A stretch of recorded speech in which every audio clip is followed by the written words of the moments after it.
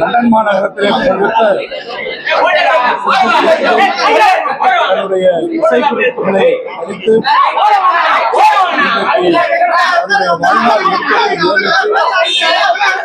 தமிழ்நாட்டுக்கு மட்டுமின்றி இந்திய திருநாட்டுக்கு மட்டுமின்றி ஆசிய கட்டத்திற்கே மிகப்பெரிய பெருமையை தேடிக்கொண்டு இன்றைக்கு தமிழ்நாட்டுக்கு அவர்கள் திரும்பியிருக்கிறார்கள். ஒட்டுமொத்த தமிழ்நாட்டு மக்களின் சார்பாக நம்முடைய மாண்புமிகு முதலமைச்சர் தளபதி மு.க. ஸ்டாலின் அவர்கள் நம்முடைய இசைஞானி அவர்களை இந்த மரியாதையோடு வரவேற்பதற்கு இன்றைக்கு பணித்து அவரை வரவேற்பதில் தமிழ்நாடும் தமிழ்நாட்டு மக்களும் இந்த பெருமையினை கொள்கிறார்கள். மாண்புமிகு முதலமைச்சர் அவர்கள் இசைஞானி அவர்கள் லண்டன் மாநகரத்துக்கு செல்லும் முன்பாக அவரை நேரில் சந்தித்து தன்னுடைய வாழ்த்துக்களை தெரிவித்திருந்தார்கள். இன்றைக்கு அரசின் சார்பாக என்னையும் இங்கே அனுப்பி இசைஞானி அவர்களுக்கு இந்த பெருமிதத்தோடு வரவேற்க பிடித்திருக்கிறார்கள். தமிழ்நாடும் தமிழ்நாட்டு மக்களும் நான் குறிப்பிட்டதைப் போல மிகப்பெரிய உலக சாதனை நிகழ்த்தி தாய்மண்ணுக்கு திரும்பியிருக்கக்கூடிய நம் அனைவருடைய பெருமைமிக்க அடையாளம் இசைஞானி அவர்களை உங்கள் அனைவரின் சார்பாகவும் அரசின் சார்பாகவும் வருக வருக என்று இருகரம் தூக்கி வரவேற்று அரசின் சார்பாக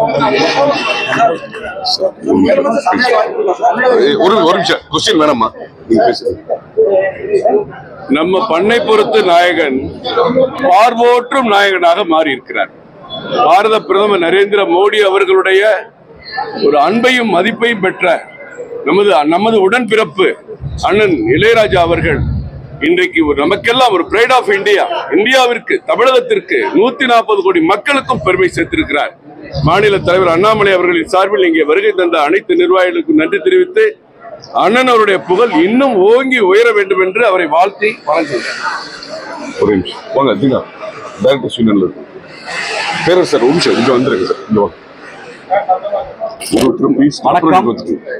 எங்களுடைய இசை தெய்வம் இன்றைக்கு உலகாக அனைத்து மக்களையும் கவர்ந்து ஒரு பெரிய நிகழ்வை ஏற்படுத்தி தாயகம் திரும்பியிருக்கிறார்.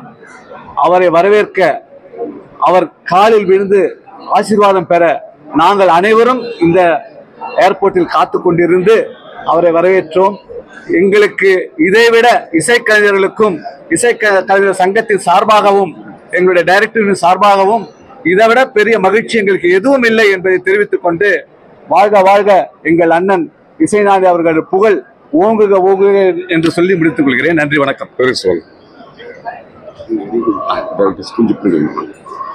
எல்லாரும் வணக்கம். இசைஞானி இளையராஜா அவர்கள் இன்னைக்கு இந்திய ராஜாவாக நமக்கு முன் தோன்றுகிறார். தமிழ் மண்ணில் ஒழித்து அவருடைய இசை பெருமை இந்திய அளவில் ஒழித்து இன்று உலக அளவில் ஒழித்திருக்கு. இசைஞானி அவர்கள் தமிழருக்கு பெருமையாக இருந்து இந்தியாவுக்கு பெருமையாக இருந்து இன்று உலகுக்கே பெருமையாக இருக்கிறார். அவருடைய இசையையும் அவரையும் வாழ்த்தி வணங்குகிறோம். ஒரு நிமிஷம் அரசு வாங்க.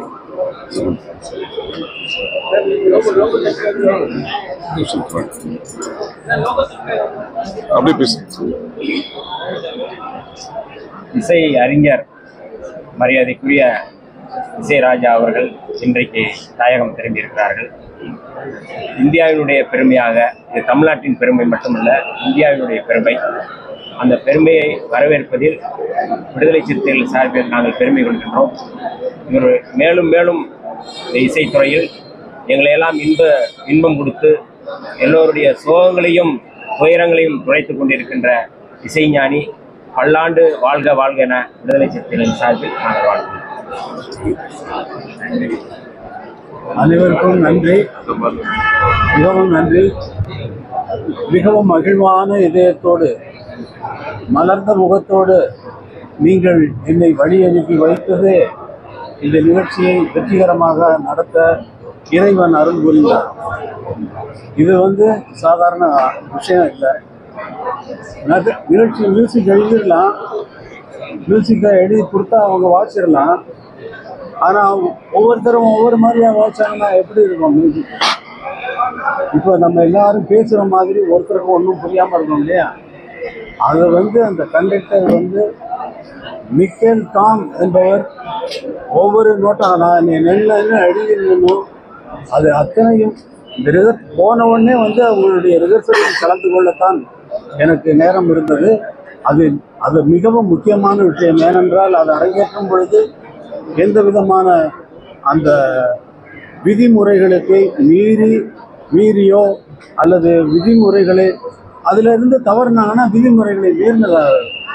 அதனால் அவர் வந்து பெர்ஃபெக்டாக 80 பேர் சேர்ந்து அவர் அப்படி கையை தூக்குனாருன்னா, ஒரு கண்டக்டர் வந்து கையை தூக்குனாருன்னா சைலண்டாக இருக்கும், மூச்சு விடுற சத்தமே கேட்காது.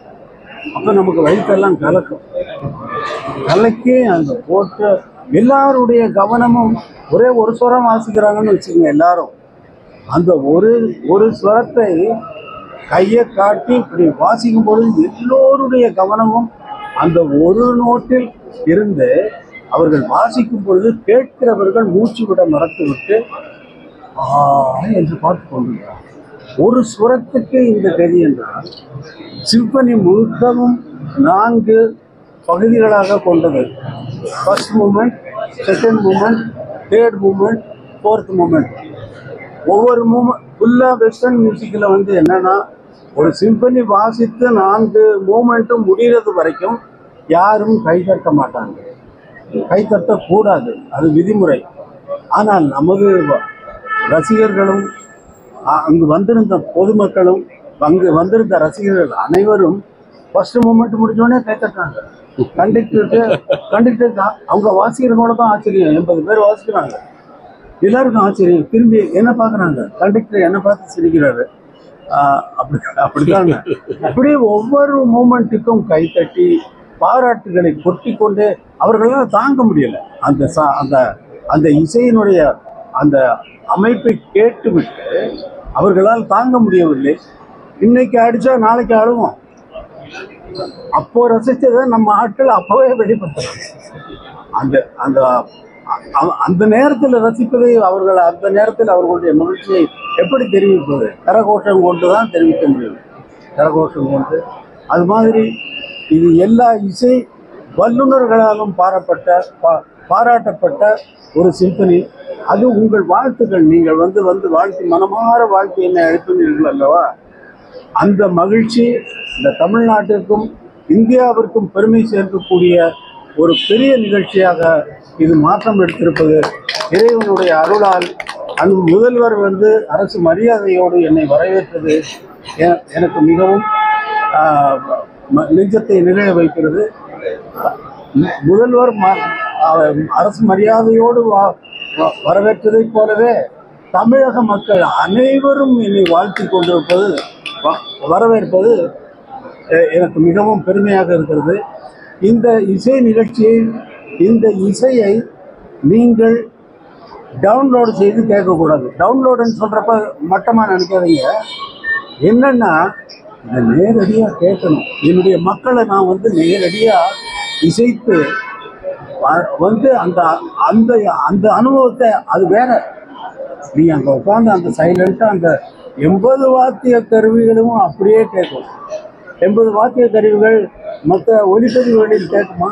கேட்காது. நான் எவ்வளவோ பாடல்களை ரெக்கார்ட் செய்து கொண்டிருக்கும் பொழுது கூட ஒரு நோட்டு பிசகுனாலும் விடமாட்டேன், போட்டு வாங்கி விட்டுருவேன். ஃபுல் ரிஹர்சலில் கலந்துக்கிட்டு மேடையிலையும் பக்கத்திலேயே உட்கார்ந்து கொண்டு தவறு செய்கிறார்களா என்பதை கவனித்து கொண்டிருந்தேன். 2வது பகுதியிலே நமது பாடல்களை, என்னுடைய பாடல்களவே அவர்களை வாசிக்க வைத்து, நம்முடைய சினிமா பாடல்களையே வாசிக்க வைத்து நானும் ஒரு பாடலை அங்கே அவர்களோடு பாடினேன். அதுவும் மிகவும் கஷ்டமான காரியம்.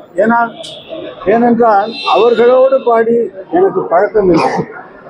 தினமும் அவர்களோடு பாடுகிறேன். என்னுடைய பாடலை என்னுடைய தியேட்டரில் எங்களுடைய விதிமுறைப்படி நாங்கள் ரெக்கார்ட் செய்து கொண்டு வருவதுதான் வழக்கம். ஆனால் அவர்களோடு பாடி அந்த பாடலுக்கு மக்கள் கைத்தட்டி மிகவும் நல்ல வரவேற்பு கொடுத்தார்கள். சிம்பனி இசை, இந்த சிம்பனி இசை 13 தேசங்களில் நடத்தவிருப்பதற்கு நாட்கள் குறித்தாக்கியிருக்கிறது. 13 தேசங்களில். அக்டோபர் 6 வந்து துபாயில் இருக்கு, செப்டம்பர் 6 வந்து பாரிஸில் இருக்கு, அப்புறம் ஜெர்மன் ஹாம்பர்க், இப்படி எல்லா கண்ட்ரிகளுக்கும் வந்து இந்த இசை சிம்பனி இசை என்பது போகிறது. தமிழர்கள் இல்லாத ஏரியாவுக்கும் அங்கே பெர்ஃபார்மன்ஸ் பண்ணுவதற்கு இந்த ஸ்பான்சர்ஸ் வந்து புக் பண்ணிட்டாங்க. இப்பயே டேட் எல்லாம் கொடுத்துட்டாங்க, கையில் கொடுத்துட்டாங்க. இப்போ நம்ம நாட்டில் நம்ம மக்களை கேட்க வைக்க வேண்டாமா? நம்ம மக்கள் கேட்கணுமா வேண்டாம்? கேட்கணும். எல்லாம் கேட்கறது வரைக்கும் அமைதியாக இருக்கணும். அந்த மூமெண்ட் வந்து நீங்கள் அந்த பாட்டில் இருந்து அவங்க கையை காட்டுறதும் அந்த அமைதியோடு இருந்து நீங்கள் ரசிக்கிறது தான் இசை உலகத்தில், இசை பாரம்பரியத்தில் மிகவும் உச்சகட்டமான விஷயம். அதனால் என்னுடைய மக்களை, என்னுடைய மண்ணில் பிறந்த இந்த மக்களை என் மீது அன்பும் அவ்வளவு அன்பு வச்சுருக்காங்க. தெய்வமாக கொண்டாடுறவங்க இருக்காங்க. கடவுளான இசை கடவுளுங்கிறான். எப்படி இருந்தாலும் நான் சாதாரண மனிதனை போல தான் இங்கே வேலை செய்து கொண்டிருக்கிறேனே தவிர என்னை பற்றி எனக்கு ஒரு எண்ணமும் கிடையாது. என்னை இசை தெய்வம் என்று கடவுள் என்று சொல்லும் பொழுது எனக்கு என்ன எண்ணம் தோன்றும் என்றால், கடவுள் இளையராஜாவுக்கு அளவுக்கு கடவுளை கீழே இறக்கிட்டீங்களா அப்படின்தான். அதனால் நீங்கள் உங்கள் மலர்ந்த முகம் என்னை வரவேற்பது மிகவும் நன்றி, மிகவும் நன்றி, மிகவும் நன்றி. இந்த இசை உலகம் எங்கும் கொண்டு செல்லப்படும். இதோட நிற்க போறதில்லை. இது ஆரம்பம். 82 வயசாச்சு, இனிமேல் என்ன பண்ண போறாருன்னு நினைக்காதீங்க. நீங்க நினைக்கிற அளவுக்குள்ள நான் இல்லை. எந்த விஷயத்திலும் நீங்கள் நினைக்கிற அளவுக்கு நான் இல்லை. அந்த அளவிலே நான் இல்லை. பண்ணைப்புறத்திலிருந்து புறப்படும் பொழுது வெறும் காலோடு நான் நடந்தேன். என்னுடைய காலில் தான் நடந்து நான் வந்து இந்த இடத்தில் என்னுடைய காலில் தான், வெறும் காலில் தான் நிற்கிறேன் என்பதை இளைஞர்கள் உணர வேண்டும். அவர்களும் அவர்களுடைய வாழ்க்கையில் இதை முன்னுதாரணமாக வைத்துக்கொண்டு அவரவர்கள் துறையில் அவரவர்கள் மென்மேலும் வந்து நாட்டிற்கும் இந்தியாவிற்கும் பெருமை சேர்க்க வேண்டும் என்பதுதான் என்னுடைய அறிவுரை. நன்றி, வணக்கம்.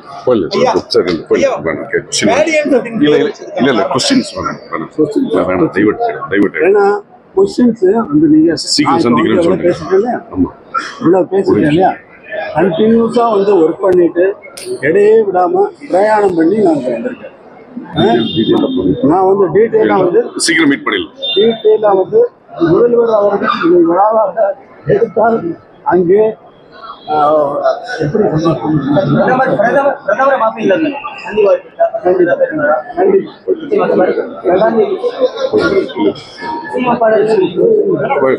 சீக்கிரம்